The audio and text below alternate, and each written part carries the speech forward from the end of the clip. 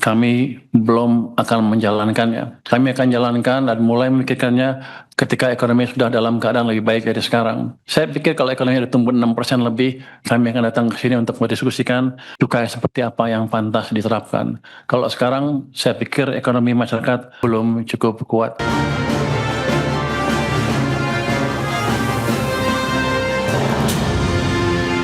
Ya, pemirsa, pemerintah masih belum ingin menerapkan kebijakan cukai untuk minuman berpemanis dalam kemasan di tahun 2026. Hal ini seiring dengan kondisi perekonomian masyarakat yang dinilai masih belum cukup kuat. Memang kami belum akan menjalankannya. Kami akan jalankan dan mulai memikirkannya ketika ekonomi sudah dalam keadaan lebih baik dari sekarang. Saya pikir kalau ekonomi sudah tumbuh 6% lebih, kami akan datang ke sini untuk mendiskusikan cukai seperti apa yang pantas diterapkan. Kalau sekarang, saya pikir ekonomi masyarakat belum cukup kuat. Demikian pernyataan Menteri Keuangan Purbaya Yudisadewa terkait kebijakan penerapan cukai minuman berpemanis dalam kemasan atau MBDK yang rencana diterapkan tahun 2026. Menteri Purbaya masih terus melakukan kajian mengenai perkembangan kondisi ekonomi dan masyarakat bila cukai MBDK diterapkan tahun depan. Purbaya menilai kondisi perekonomian masyarakat saat ini masih relatif belum cukup kuat bila pemerintah menerapkan cukai MBDK di tahun depan. Sementara itu, untuk menambal kekurangan penerimaan dari cukai MBDK, pemerintah akan mengenakan bea keluar untuk ekspor emas dan batu bara mulai tahun 2026. Di mana target penerimaan total dari setoran tarif ekspor emas dan batu bara mencapai 23 triliun rupiah. Berbagai sumber, IDX Channel.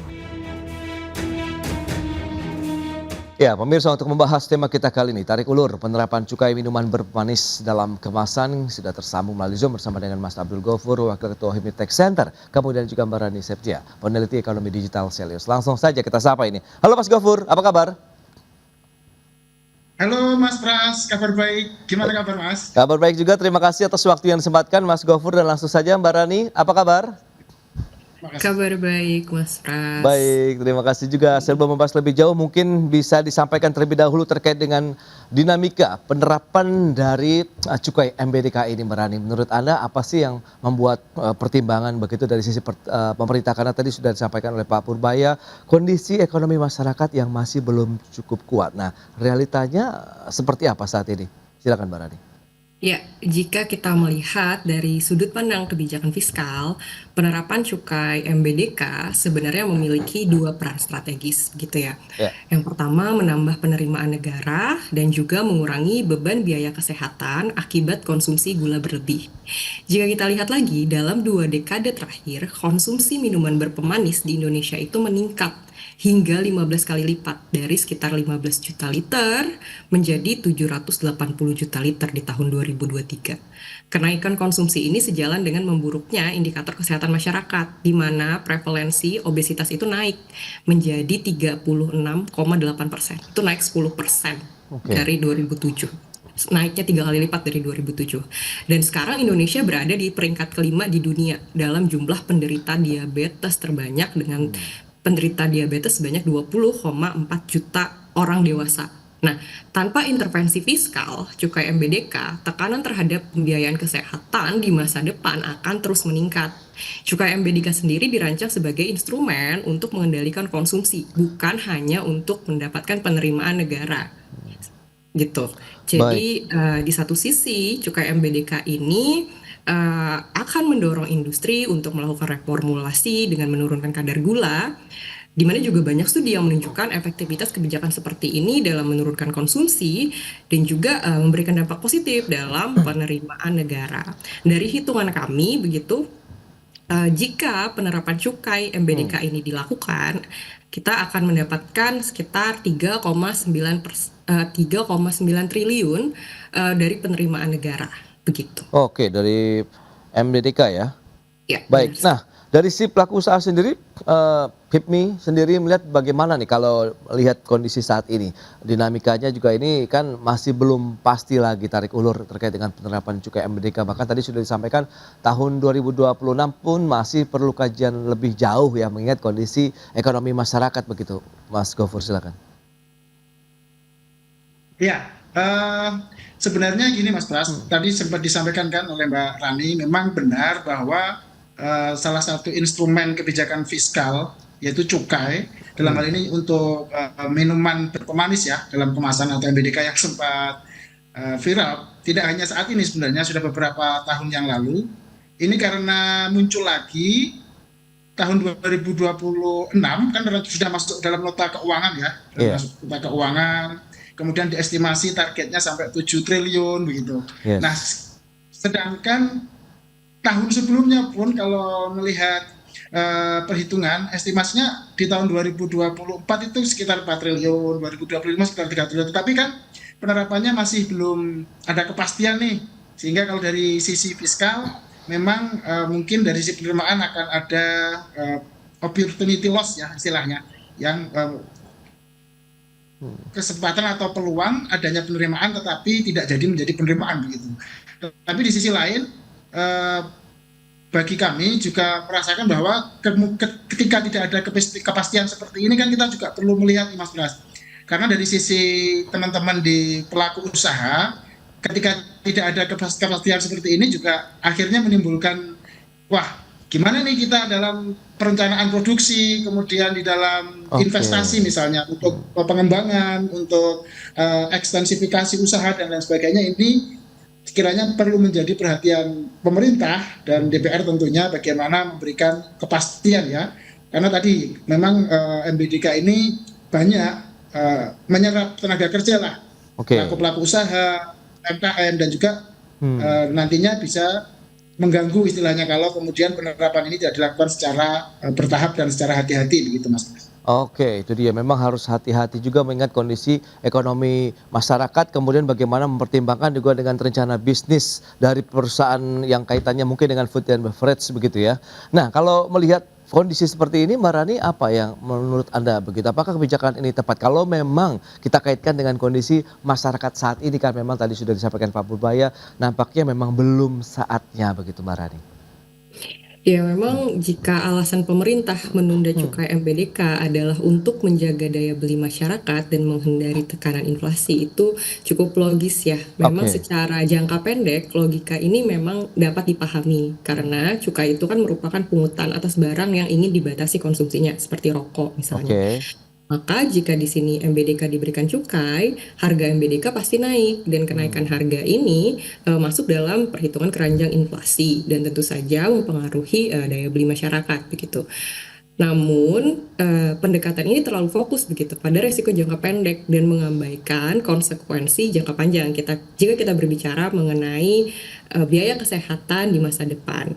Tanpa cukai, konsumsi minuman berpermanis yang sudah tadi meningkat drastis hingga 15 kali lipat itu akan terus naik. Sementara prevalensi obesitas dan diabetes yang merupakan penyakit tidak menular itu juga akan terus meningkat. Dampaknya bukan hanya kesehatan masyarakat yang memburuk, tetapi juga beban kesehatan negara akan semakin meningkat di masa depan karena harus membayar BPJS Kesehatan dan kemudian kehilangan produktivitas masyarakat yang terkena penyakit tidak menular seperti obesitas tadi. Baik biaya pengobatan maupun biaya ekonomi akibat hilangnya produktivitas di masa depan itu akan besar gitu. Nah, menunda penerapan cukai berarti menunda juga intervensi yang sebenarnya ini bersikap preventif gitu. Padahal negara di masa depan jika tidak melakukan cukai MBDK dengan tujuan dengan tujuan alasan kesehatan itu jauh lebih mahal untuk menangani penyakit yang seharusnya bisa dicegah hari ini. Karena banyak negara juga yang sudah menerapkan cukai MBDK bukan semata untuk menambah penerimaan, tetapi juga untuk mengurangi beban fiskal di jangka panjang melalui perbaikan kesehatan publik. Tapi balik lagi seperti yang dikatakan oleh Mas Gofur bahwa pemerintah harus hati-hati dalam menerapkan kebijakan ini, bukan hanya semata-mata untuk penerimaan negara, bukan semata-mata untuk melindungi konsumen, tetapi juga di sini ada industri yang harus dilindungi. Begitu. Itu berarti harus seimbang ya, bagaimana dengan kebutuhan industri dan juga ada kondisi masyarakat juga yang perlu diperhatikan begitu. Katakan bahas lebih jauh, mengingat kalau kita lihat ini juga akan ada pengenaan biaya keluar untuk ekspor emas dan batu bara yang diharapkan bisa mengkompensasi kalau memang kebijakan ini tidak diterapkan tahun depan. Kita bahas nanti di segmen berikutnya Mas Gofur dan Mbak Rani. Kita akan jeda dulu sebentar ya. Dan pemirsa, kami akan segera kembali sesaat lagi. Ya, terima kasih Anda masih bergabung bersama kami dalam Market Review. Pemirsa, berikut ini kami akan sampaikan data untuk Anda. Kita akan cermati bersama bagaimana dengan postur APBN di tahun 2026.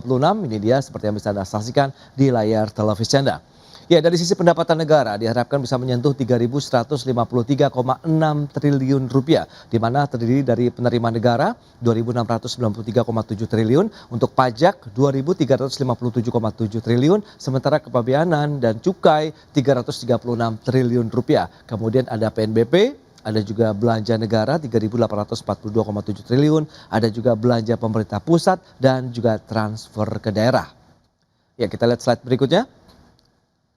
Ya, bagaimana dengan postur APBN lainnya? Untuk keseimbangan primer 89,7 triliun, defisit anggaran 2,68% terhadap PDB atau 689,1 triliun rupiah, dengan pembiayaan anggaran 689,1 triliun rupiah.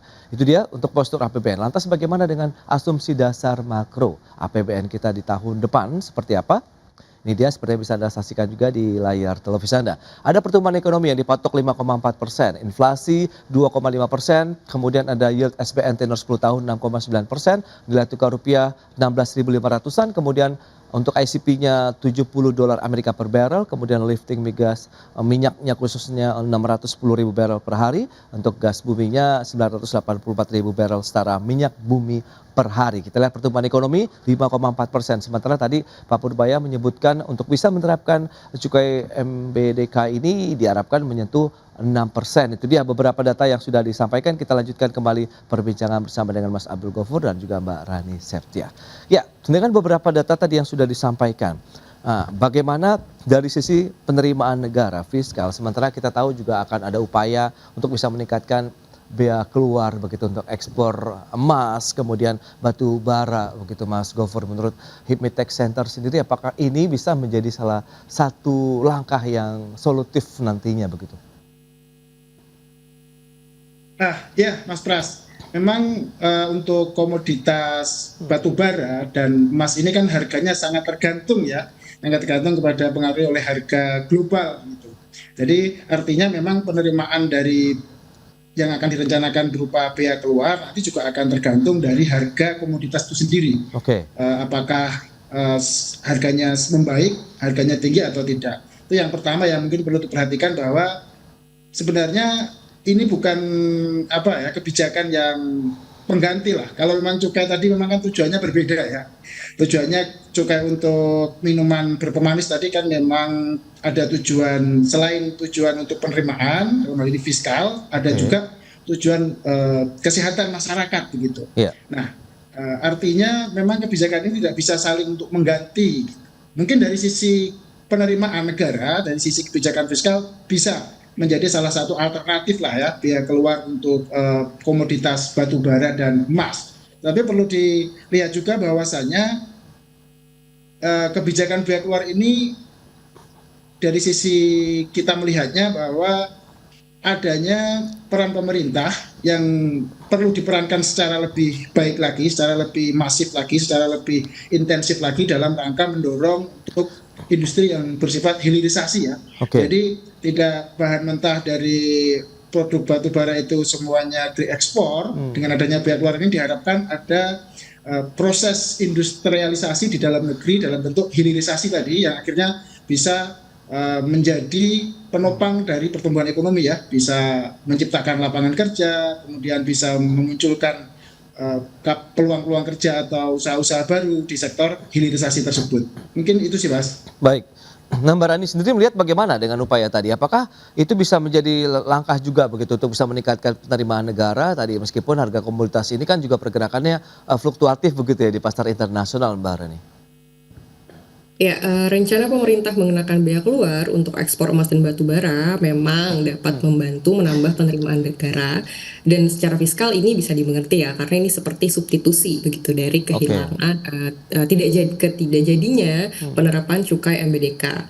Menteri Keuangan sendiri memperkirakan potensi penerimaan dari bea ini ada di sekitar 23 triliun. Dari kebijakan tersebut ya memang ini bisa menambal penerimaan. Maka kalau tujuannya memang menambal, ini tidak menjadi persoalan. Namun kembali lagi bahwa urgensi cukai MBDK itu tidak boleh hanya dilihat sebagai isu penerimaan negara. Cukai MBDK itu sejak awal dirancang sebagai instrumen kesehatan publik untuk mengendalikan konsumsi gula dan juga menekan beban pembiayaan kesehatan yang terus naik. Bahkan dari pembiayaan beban kesehatan dari diabetes itu mencapai 23 hingga 25 triliun. Nah, ketika cukai ini ditunda, pemerintah menggantinya dengan sumber penerimaan lain. Memang bisa menutup celah fiskal, tapi tidak menyelesaikan persoalan konsumsi gula yang meningkat tadi, begitu. Memang bea keluar bisa menambah APBN, tapi di sini tidak ada perubahan perilaku masyarakat, tidak ada koreksi pada konsumsi konsumsi gula berlebih di masyarakat, begitu. Jadi ini tidak menurunkan resiko penyakit tidak menular tadi. Memang bisa menambal, tapi tidak ada penurunan atau perubahan perilaku dari masyarakat itu sendiri. Bagaimana dengan pertumbuhan ekonomi begitu apabila memang penerapan kebijakan fiskal ini ya potensi berlaku atau kajian-kajian yang dilakukan setelah menyentuh angka 6% sendiri, Mbak Rani? Menurut Anda potensinya cukup besar atau tidak? Ya, asumsi pertumbuhan di 2026 itu berada di sekitaran 5,4% gitu ya. Sehingga secara realistis sebenarnya target 6% itu akan sulit tercapai dalam waktu dekat. Nah, untuk mencapai 6% juga kita tahu ada banyak sekali pekerjaan rumah dari pemerintah yang harus diselesaikan, seperti meningkatkan konsumsi rumah tangga yang masih lemah, kemudian memperluas penciptaan lapangan kerja, kemudian juga mendorong produktivitas dan investasi di industri yang belum sepenuhnya pulih. Karena itu, tapi di satu sisi mengaitkan penerapan cukai MBDK dengan pertumbuhan ekonomi ini menurut saya agak kurang relevan begitu. Karena pertumbuhan tinggi itu tidak otomatis akan mengoreksi perubahan perilaku masyarakat begitu. Nah, justru menunda cukai itu memperbesar resiko kesehatan dan juga malah menambah beban kesehatan di masa depan.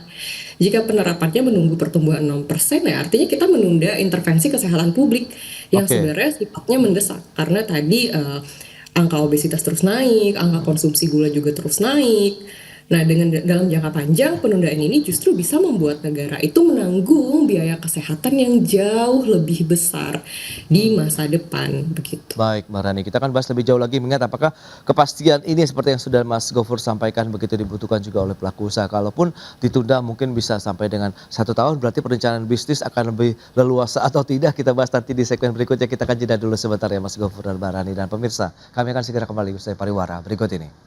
Ya, terima kasih Anda masih bergabung bersama kami dalam Market Review. Kita lanjutkan kembali perbincangan bersama dengan Mas Abdul Gofur, Wakil Ketua Himitex Center, dan Mbak Rani Septia, peneliti ekonomi digital Selios. Nah, Mas Gofur, ini menarik kalau Anda sempat menyebutkan di awal, kepastian juga dibutuhkan oleh pelaku usaha begitu dalam mengembangkan dan merencanakan bisnis ya dalam 1 tahun ke depan. Dengan misalnya penundaan selama 1 tahun, apakah ini akan memberikan keleluasaan begitu bagi produktivitas, rencana produksi bagi perusahaan-perusahaan mungkin dari food and beverage atau seperti apa nih Mas Gofur? Ya, gini Mas, sekarang banyak teman-teman yang di HIPMI yang bergerak di bidang F&B ya. Jadi memang kalau kita melihat ini salah satu yang cukup menjadi perhatian bagi kami, karena kita pengen tahu sebenarnya ketika ada penundaan ini kan artinya belum pasti sampai kapan gitu. Sedangkan dari sisi pelaku usaha ini hal yang sangat dasar sebenarnya kepastian ini, karena akan menyangkut terkait dengan strategi bisnis kira-kira begitu ya. Artinya apakah yang perlu dipersiapkan oleh pemerintah dalam hal cukai MBDK ini bisa nantinya direspon oleh teman-teman sebagai pelaku usaha, misalnya terkait dengan tarifnya berapa dan teknis pengenaannya seperti apa, kan begitu. Hal-hal seperti itu perlu, karena bagi produsen misalnya kan juga perlu mereformulasi produknya ya. Kira-kira kalau tarifnya tinggi untuk yang kadarnya juga tinggi, kira-kira kita bisa mereformulasi menjadi kadar yang tidak terlalu tinggi begitu. Itu hanya terkait dengan strategi bisnis saja sebenarnya Mas. Kemudian yang kedua terkait dengan kepastian waktu ya. Itu juga penting. Karena dengan adanya kepastian waktu ini, teman-teman di sisi usaha itu bisa menyesuaikan lah ya, menyesuaikan apakah nanti dari strategi bisnisnya, produksinya seperti apa, kemudian mengatur stok atau mengatur persediaannya, karena hal ini nanti menyangkut biaya logistik, kemudian menyangkut juga biaya penyimpanan atau stok, dan yang terkait dengan harga yang akhirnya nanti jatuh ke sampai dengan konsumen akhir gitu. Karena ini kalau tidak direncanakan, tidak di-planning dengan matang, pasti nanti akan menimbulkan gejolak dalam hal ini dari sisi pelaku usaha ya, pasti akan mengalami penurunan produksi dikarenakan penurunan demand atau permintaan dari pasar atau dari konsumen, begitu Mas. Nah, mitigasi untuk risiko paling tidak jangka pendek deh. Kalau kita lihat begitu kepastian, memang kan tadi belum jelas begitu apakah akan berlaku 1 tahun kah, mungkin pertengahan tahun atau apa. Ini langkah-langkah yang perlu disiapkan terkait dengan cukai MBDK sendiri apa nih? Kalau mungkin ya dari sisi pajak, cukai dan lain-lain begitu yang mungkin masuk dalam perencanaan bisnis keuangan perseroan misalnya Mas Gofur. Ya, yang tadi terkait dengan rencana bisnis misalnya kita dalam produk Mas. Ya. Kita perlu mereformulasi, kemudian branding juga ya atau marketing juga, karena memang ketika nanti muncul adanya isu cukai ini sebenarnya tujuan utamanya selain dari sisi penerimaan juga sisi kesehatan publik tadi yang sangat penting. Makanya nanti teman-teman juga akan melihat bahwa seperti apa produk yang akan kemudian diproduksi secara massal setelah kita tahu nih, penerapan tarifnya begini dengan ketentuan seperti ini. Nah, hal-hal semacam itu kan perlu Mas untuk menjadi panduan atau dasar bagi teman-teman usaha untuk kemudian mereformulasi produknya, membranding kembali dan memarketingkan kembali gitu. Betul, itu dia intinya bagaimana kepastian dari setiap kebijakan-kebijakan pemerintah begitu ya untuk 1 tahun ke depan ini menjadi pegangan bagi pelaku usaha begitu ya. Nah, Mbak Rani, bagaimana rekomendasi untuk mungkin pemerintah, DPR begitu sehingga nanti ramuan kebijakan cukai MBDK ini bisa diimplementasikan seimbang ya antara tadi penerimaan negara, kemudian juga dengan kesehatan masyarakat yang Anda lihat itu tadi menjadi concern begitu. Silakan. Ya, memang untuk menerapkan suatu kebijakan, pemerintah itu tidak boleh berat sebelah begitu ya. Jadi memang cukai itu tujuan utamanya bukan hanya penerimaan, tetapi untuk mengoreksi atau mengubah perilaku masyarakat. Tapi di sini juga ada industri yang perlu diperhatikan. Nah, agar cukai MBDK itu dapat berjalan efektif tanpa menekan industri secara berlebih, maka pemerintah perlu memastikan bahwa kebijakan ini dirancang secara bertahap, kemudian memiliki tujuan kesehatan yang jelas. Nah, misalnya menerapkan tarif diferensial berdasarkan kadar gula. Jadi produk dengan gula tinggi dikenakan tarif lebih tinggi, gitu. Kemudian juga bagi industri diberikan masa transisi gitu. Apalagi pelaku usaha kecil yang seringkali kapasitasnya itu lebih kecil gitu ya. Reformulasi produk itu akan berbeda dengan pabrik-pabrik yang lebih besar. Nah, di sini pemerintah juga dapat menyediakan pendampingan teknis, kemudian juga insentif bagi pelaku usaha yang bisa mereformulasi produknya begitu. Kemudian juga yang paling penting, pemerintah harus mengkomunikasikan sebenarnya tujuan cukai MBDK ini bukan hanya untuk kebijakan fiskal biasa, melainkan sebuah instrumen untuk menekan prevalensi, khususnya prevalensi obesitas dan diabetes gitu. Jadi komunikasi yang jelas akan membangun dukungan publik dan juga mengurangi resistensi industri begitu. Nah, selain itu juga pemerintah bisa mengalihkan sebagian penerimaan cukai ini ke program-program yang mencegah penyakit tidak menular seperti obesitas, diabetes, hipertensi, dan sebagainya. Nah, yang paling penting juga, tidak kalah pentingnya, implementasinya itu harus bertahap gitu. Tujuannya adalah untuk mengurangi resiko tadi inflasi di jangka pendek. Jadi misalnya penerapan bertahap itu dimulai dari kategori minuman, misalnya soda atau teh. Ya, di situ dapat membantu menjaga daya beli masyarakat dan juga mendorong perubahan perilaku begitu. Baik, itu dia beberapa informasi yang sudah disampaikan ya terkait dengan saran-saran dan juga strategi yang perlu diterapkan baik dari sisi pemerintah, pelaku usaha ya untuk menyikapi dinamika dari penerapan cukai MBDK ini. Mas Gofur, kemudian Mas Rani, terima kasih banyak atas informasi update dan juga insight yang sudah diberikan pada pemirsa IDX pada hari ini. Selamat melanjutkan aktivitas Anda kembali, salam sehat. Sampai berjumpa kembali. Terima kasih Mas Gofur, terima kasih Mbak Rani.